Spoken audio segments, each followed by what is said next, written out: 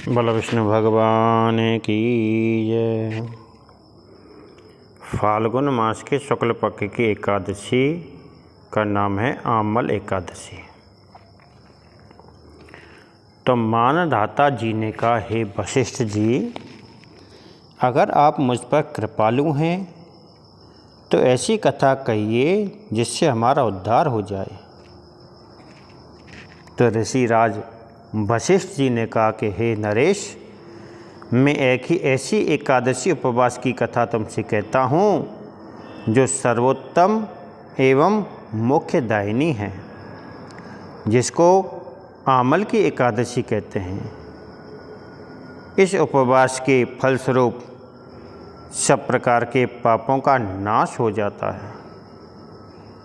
1000 गाय दान से जो फल मिलता है वह इस अकेली एकादशी के उपवास से प्राप्त हो जाता है। हे मानधाता, मैं तुम्हें इसकी एक अत्यंत प्राचीन कथा सुनाता हूँ, अतः उसे आप ध्यानपूर्वक सुनिए। कि प्राचीन काल में वैदिक नाम का एक नगर था, जहाँ पर चंद्रवंशी राजा चैत्ररथ का राज्य था। उसके शासन में चारों तरफ ब्राह्मण, वैश्य, क्षत्रिय और शूद्र सब मिलजुल कर रहा करते थे। चारों ओर शांति थी, जनता भी धर्मपरायण थी। वहाँ नास्तिक और दुराचारी कोई भी नहीं था, ना ही कोई गरीब था और ना ही कोई वहाँ पर दुखी था। उस नगरी के सब निवासी विष्णु भगवान के बड़े ही भक्त थे। वहाँ के सभी निवासी बाल, युवा एवं वृद्ध एकादशी उपवास रखा करते थे। एक समय की बात है कि फाल्गुन मास के शुक्ल पक्ष की आमल एकादशी का आगमन हुआ, तो समस्त प्रजाजनों ने प्रसन्नतापूर्वक इस एकादशी का उपवास किया। नरेश ने प्रजा सहित में मंदिर में आकर कुंभ की स्थापना करी और विधिपूर्वक धात्री का पूजन करने लगा। वे सब देवी की स्तुति करने लगे और बोले, हे धात्री देवी, कि तुम ब्रह्म हो, ब्रह्मा से उत्पन्न हो, सब पापों का विनाश करने वाली हो, तुमको नमन है। हमारी भेंट ग्रहण करके हमें कृतार्थ करो। तुम राम जी के द्वारा पूजनीय हो, अतः मेरी प्रार्थना स्वीकार करके मेरे समस्त पापों को आप नष्ट करो। वहाँ पर देव मंदिर में सबने रात्रि जागरण किया था। ठीक उसी वक्त वहाँ पर एक शिकारी आया जो दुराचारी, महापापी तथा अपने परिवार का पालन करने के लिए जीव हिंसा करता था। उस समय वह बहुत ही बेचैन तथा भूख और प्यास से व्याकुल था।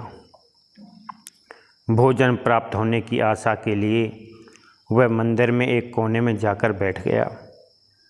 उसने भूख और प्यास भूल गया, वहाँ भूख और प्यास को भूल गया और विष्णु भगवान की कथा और भजन कीर्तन सुनने में मग्न होकर सारी रात जाकर उसने वहाँ पर बिताई। प्रातःकाल होते ही जब सब अपने अपने घर को गए तो वह शिकारी भी अपने घर को चला गया और फिर उसने भोजन किया। कुछ समय के पश्चात में उसकी मृत्यु हो गई और आमल की एकादशी में रात्रि जागरण और प्रभु भजन कीर्तन के सुनने के पुण्य के प्रभाव से उसका जन्म एक राजा के यहाँ पर हुआ। उसका नाम वसुरथ रखा गया। बड़ा होने पर वह अपने पिता के राज्य का राजा बना। वह चतुरंगनी सेना का भी प्रधान बनकर 10,000 गांवों का शासन करने लगा।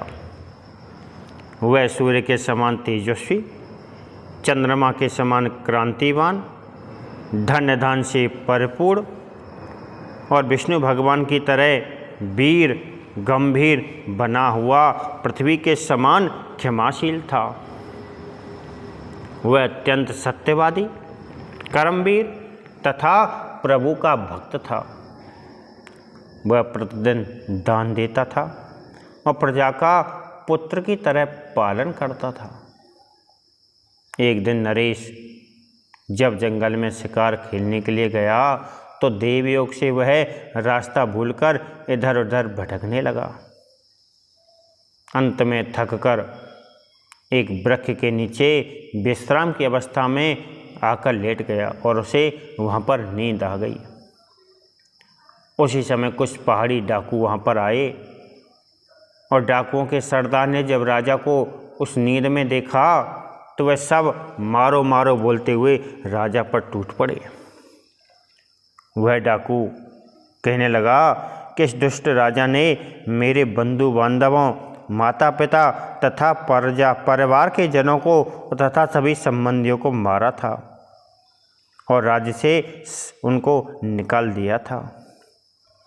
अतः इस राजा को अब अवश्य मार देना चाहिए। ऐसा बोलकर वह अपने सभी डाकुओं के सहित में राजा पर अस्त्र शस्त्र से प्रहार करने लगा, परंतु उनके सारे प्रहार फूल के समान गिर गिर कर समाप्त होने लगे। डाकुओं के अस्त्र शस्त्र उलटकर डाकुओं पर ही वार करने लगे।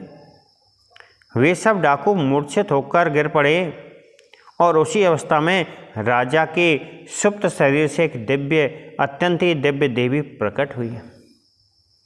वह अत्यंत ही रूपवती तथा सुंदर एवं अलौकिक वस्त्र आभूषणों से सजी हुई थी। उसकी भ्रकुटियाँ तिरछी व नेत्र अंगार के समान दहक रहे थे। वह स्वयं महाकाल ही प्रतीत होती थी। उस देवी ने अपने अस्त्रों के प्रहार से समस्त डाकुओं को मौत की नींद में सुला दिया। कुछ समय के पश्चात में जब राजा की निंद्रा टूटी तो वह वहाँ पर उन डाकुओं को मरा हुआ देखकर बहुत ही चकित हुआ और अपने मन में सोचने लगा कि किसने इन डाकुओं को मार डाला है और मेरी रक्षा किसने करी है। कौन मेरा हितैषी यहाँ पर पैदा हुआ है जो मेरी प्राणों की रक्षा उन्होंने करी है। जब वह राजा ऐसा विचार कर रहा था तभी आकाशवाणी हुई कि हे नरेश, इस संसार में विष्णु भगवान के अलावा और कौन तेरा रक्षक हो सकता है। स्वयं प्रभु ने तुम्हारी रक्षा करी है। आकाशवाणी सुनकर राजा प्रसन्नचित्त हो गया और अपने महल को वापस आकर सुखपूर्वक रहने लगा और राजकाज चलाने लगा। तो ऋषिराज वशिष्ठ जी ने कहा, हे नरेश, यह सब आमल की एकादशी के पुण्य के प्रभाव से ही संभव हुआ है। इस एकादशी का उपवास करने वाले सदैव ही अपने कार्य में सफलता पाते हैं और देह के वसान के उपरांत में अंत में विष्णु धाम को चले जाते हैं। बोलो विष्णु भगवान की जय।